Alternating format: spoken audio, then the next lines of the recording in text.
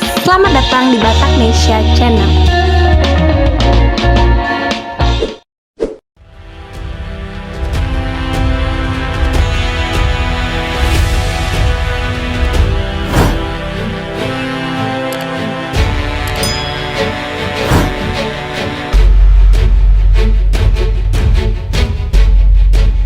Sempat menyandang nama Resimen Para Komando Angkatan Darat atau RPKAD.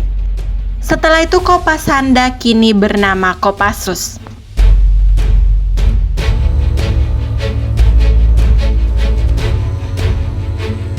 Kopassus merupakan pasukan elit TNI Angkatan Darat. Reputasinya disejajarkan dengan pasukan elit dunia lainnya semacam SAS Inggris atau Sayeret Matkal pasukan elit Israel. Salah satu prestasi Kopassus yang mendunia adalah saat pasukan ini berhasil membebaskan para penumpang pesawat Garuda yang disandera kelompok teroris di Bandara Don Muang, Thailand, yang kemudian dikenal sebagai Operasi Woyla.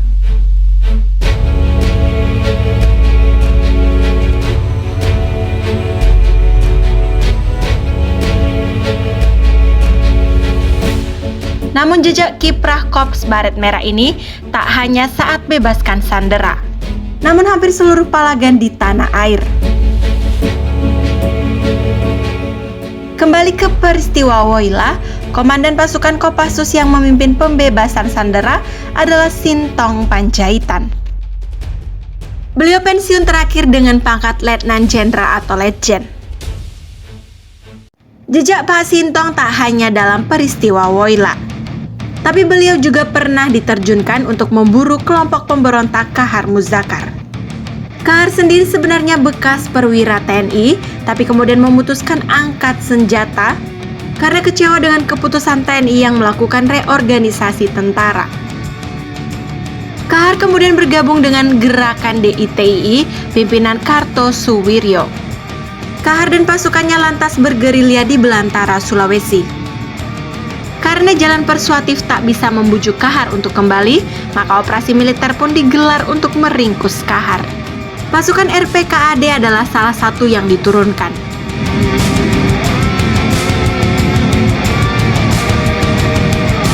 Bapak Sintong Panjaitan adalah salah satu perwira yang ikut terjun langsung memimpin pasukan memburu Kahar di Rimba, Sulawesi.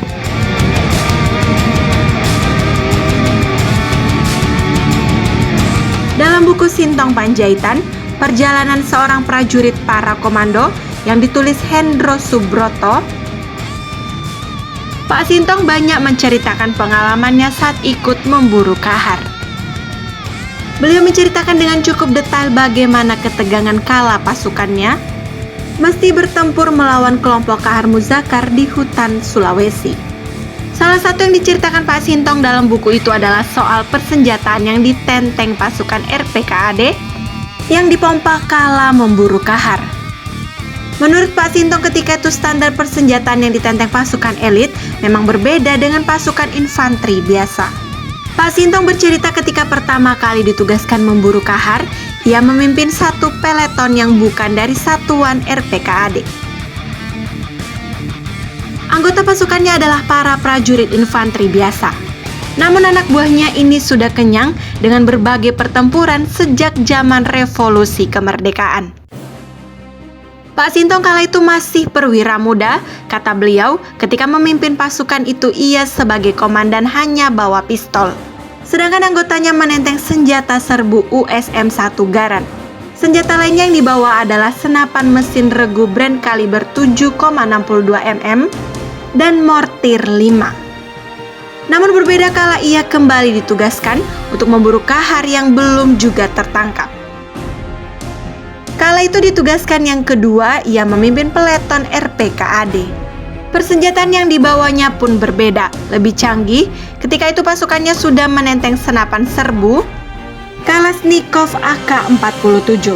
Pasukan RPKAD yang dipimpinnya juga dilengkapi senapan mesin regu Dektiarev RPD atau AKM dengan kaliber 7,62 mm. Tidak hanya itu, pasukannya juga menenteng peluncur roket RPG 2590 mm buatan Yugoslavia. Washington sendiri sebagai komandan peleton tak hanya membawa pistol. Ia juga menenteng senapan serbu AK-47. Pistolnya pun pistol Makarov dengan kaliber 9 mm. Pasukan yang dipimpinnya juga membawa ANGRC-9 sebagai radio komunikasi. Dan di hutan Sulawesi itulah beliau pernah bertempur 3 hari 3 malam.